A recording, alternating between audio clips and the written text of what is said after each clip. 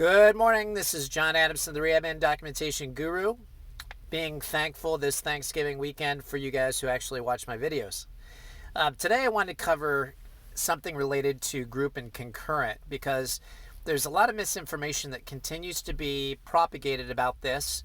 And I wanted to give you the actual regulations that stipulate that group and concurrent is decided by the therapist or therapist assistant, not the administrator who's formulating the schedule.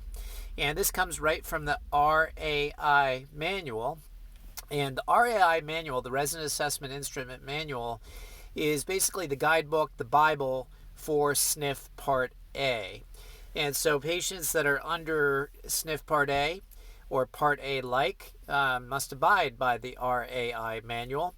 And you will find out of 1,309 pages, what I'm about to read to you is found on page 526. So if you're being forced, forced to do group and concurrent, let me give you a section to look at. Page 526 of the RAI manual.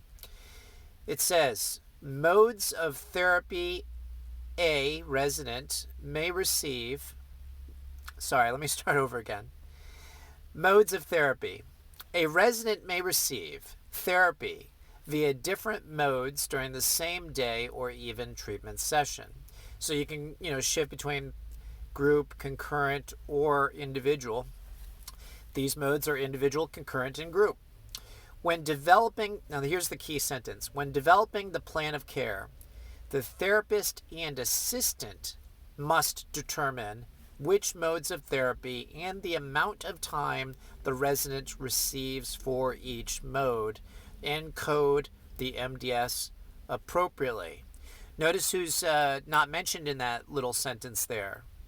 Directors of rehab, regional directors, CEOs of company, the administrator of the nursing facility. None of those individuals is mentioned there. It clearly stipulates that the therapist and assistant, which therapist and assistant? The one seeing the patient, must determine which modes of therapy and the amount of time the resident receives in each mode. They're the ones.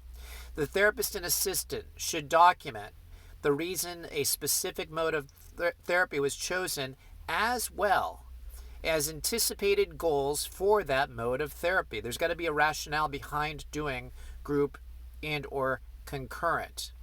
For any therapy that does not meet one of the therapy mode definitions below, and that goes on to describe a little bit further, those minutes may not be counted on the MDS.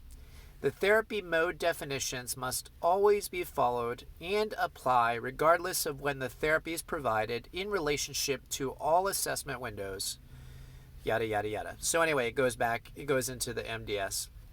So here's the interpretation, folks. Reading it according to the wording. Therefore, group and concurrent as modes of treatment must be determined as by the therapist or therapist assistant as to their appropriateness per the individual patient. So this is not something that's just scheduled for you. You have to make the determination which patients fall most easily, most safely and effectively into those modes. And here it is right from page 526 in the RAI manual. There's your resource, folks.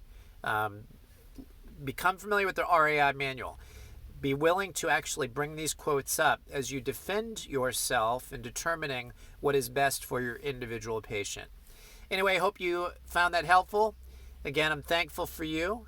Hope you have many things you're thankful for this week. Take care and God bless.